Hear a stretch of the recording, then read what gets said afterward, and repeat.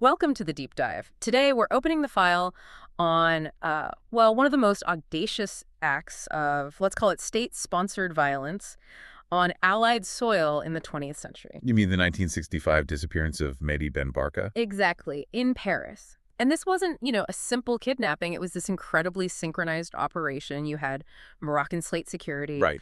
French anti-Gaullist intelligence elements, and organized crime figures. All focused on one man. La Dynamo, they called him. The dynamo. And when you look into the sources, the profile of Ben Barka himself is striking, isn't it? Oh, absolutely. Yeah. Exceptionally capable. He wasn't just the former math tutor to the future King Hassan II, though that connection is, significant. Extremely ironic, given what happened. Very. But he was a global figure, the intellectual force behind the rising Third World movement, the Tricontinental. So this wasn't just some internal Moroccan affair. He represented a real ideological challenge on the world stage. Especially during the Cold War. He was a major player in that non-aligned revolutionary sphere, a genuine threat across global lines. That context is crucial. So our mission today really is to trace the roots of why he was seen as such a threat, understand the elaborate trap set for him in Paris, Right. and map out this shadowy network that managed to pull off an abduction on the Boulevard Saint-Germain in broad daylight. And then the cover-up afterwards, Yeah. which was almost as remarkable as the crime itself. Definitely. Let's start then by digging into those roots. Back in Morocco, under the French protectorate. Yeah, the sources really emphasize the economic background. The injustice was staggering. Think about the land inequality. Okay. By 1953, you had something like 6,000 French farmers controlling over 1 million hectares of prime land. Wow. Just 6,000. Just 6,000. Yeah. Meanwhile, 1.2 million Moroccan farmers, the fellas, were struggling with maybe 4 million hectares, often much poorer quality land. That kind of disparity, it just breeds resentment, doesn't it? Fuels nationalism. Absolutely. And Ben Barka was right in the thick of it from early on. He was actually one of the two people tasked with submitting the 1944 manifesto demanding independence. A key figure right from the start. And predictably, when political demands turned into protests, the French response was often brutal. We see examples of that. Yeah, like after the assassination of the Tunisian Union leader Ferhat Hahed in '52, protests broke out in Casablanca. Right.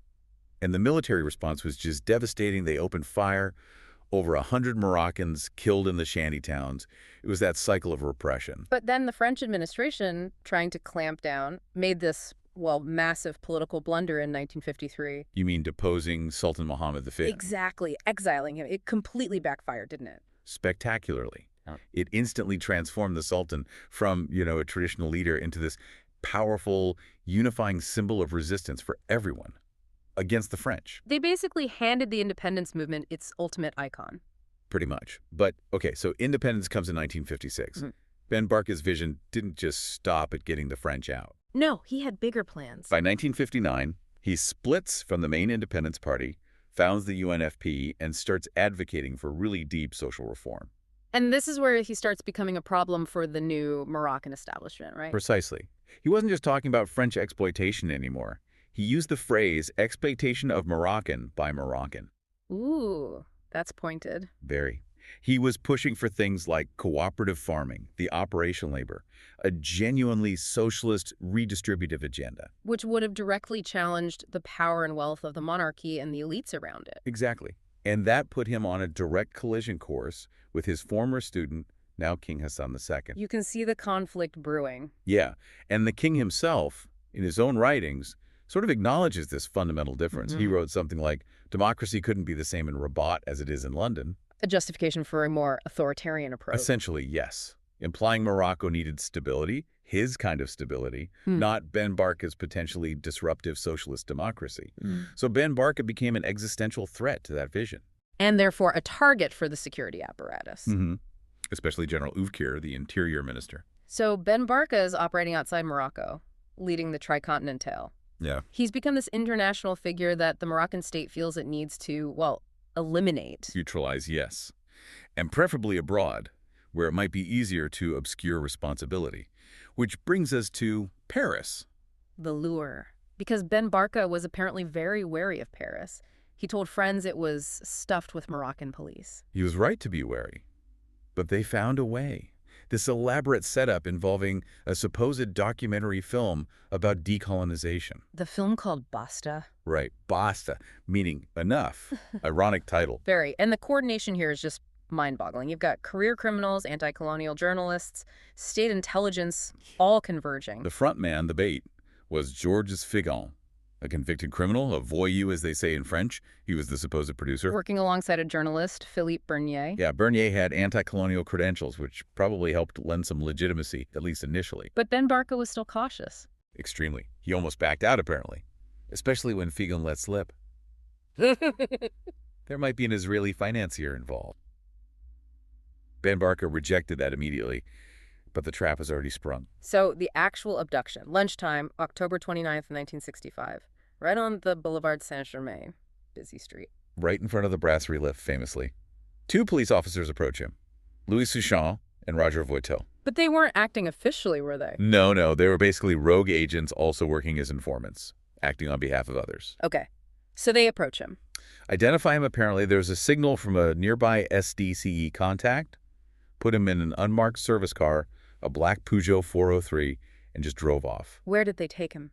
Immediately out of Paris, to a villa in Fontenay-le-Vicomte, a place owned by another gangster, Georges Bouchasseich. Okay, so he's delivered to this villa, and this is where the Moroccan connection becomes explicit. Yes, we know from Figon's later accounts, pretty chilling accounts, that as soon as Ben Barka arrived, a message was sent, a code word. The code word was? The package, le colis. The message was basically, the package has been delivered and is wrapped up. Wrapped up. Grim. Very. And that signal apparently triggered the arrival of the main Moroccan figures, General Oufkir, the interior minister, and his police chief, Delemy. They came to the villa. To, quote, finalize the political endgame. Exactly. Let's dig into that network a bit more, because the French state's involvement, even if unofficial, is complex. How did the logistics work in Paris? Who connected the Moroccans to the French elements? That seems to have been primarily Antoine Lopez, nicknamed Savonnette, apparently. Savonnette? Soap. Yeah, maybe implying he was slippery. Who knows? Anyway, he was the chief of service for Air France at Orly Airport. Crucially, though, he was also an honorable correspondent, an HCI, for the French Secret Service, the SDECE. Okay, what exactly is an HCI? An honorable correspondent? It's important. It means he's not an official card-carrying agent. He's an asset, somebody providing information or services, but operating outside the formal structure. Disposable, essentially. Ah, deniability built in. Precisely. Lopez handled logistics, transport. He technically worked under a more senior SDECE figure, Marcel Leroy-Finville. Right. But Leroy-Finville was later only charged with basically not reporting a crime he knew about, non-denunciation of a crime, a much lesser charge. So Lopez was set up to take the fall if needed. Looks that way. Meanwhile, you have the Moroccan instigators, Oufkir and Delemy. Oufkir especially seems to have been the driving force. He reportedly believed Morocco was decades away from being ready for what he called the Ben Barka solution. Meaning socialist power-sharing, democracy. Yeah, all seen as dangerous, premature, a threat to the monarchy's stability, as Oufkir saw it. And the criminal element. Figon, Bouchasseich, and others like Julien Lenivre en police, they provided the muscle, the location. They provided the operational capacity on the ground in France. But according to Figon, they were actually shocked by the Moroccans' ruthlessness. How so? Figon claimed that when Oufkir and Delemy arrived at the villa, saw Ben Barka, confirmed the package was secure, they almost immediately decided to, quote, liquidate him. Yeah. Right there. That wasn't the original plan. Apparently not for the French criminals involved. Figon said it caused real panic among them. They might have signed up for an abduction, maybe roughing someone up, but not necessarily immediate, cold-blooded murder orchestrated by foreign officials in their safe house. It shows the different levels of commitment or maybe ruthlessness involved. Absolutely. And it's important for listeners to grasp this wasn't some isolated anomaly, this kind of state-linked violence. The source is connected to earlier incidents. Like the murder of the newspaper owner Jacques Lemaitre du Breuil back in 1955. Exactly. And even reports from 1954 suggesting French police involvement in counter-terrorist actions in Morocco. There's mention of an Inspector Albert Forestier, apparently investigating crimes he himself had committed. Wow, so a pattern of complicity. A pattern, yes. A sort of shadow history of state-sanctioned, or at least state-tolerated, violence, often linked to colonial contexts. And the specific French network involved here, Lopez, maybe others in SDCE, the criminals, what was their motivation? Beyond money for the gangsters, perhaps. Well, the political dimension for the French side seems really strong.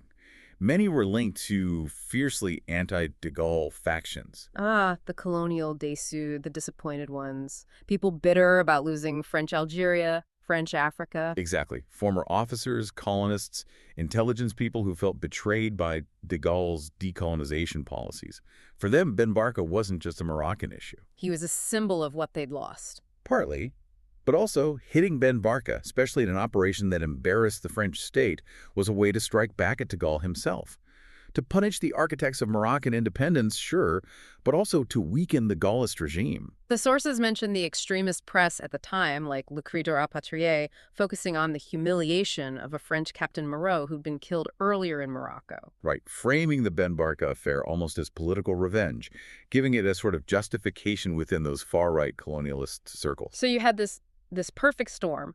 Moroccan officials wanting a political enemy gone, and French anti-Gaullists seeing it as a chance to settle old scores and attack the current French president. A truly toxic convergence of interests, which inevitably led to a massive political explosion when it all came out. The fallout. De Gaulle himself had to address it publicly, didn't he? That famous press conference in January '66. Yes, and his strategy was very clear. Minimize the French state's role. He famously described the French involvement as vulgaire et subalterne. Vulgar and subordinate, basically dismissing it as low-level rogue action. Precisely. It was classic damage control. Separate the presidency, the state itself, from the dirty work of a few disposable agents like Lopez and these corrupt police officers.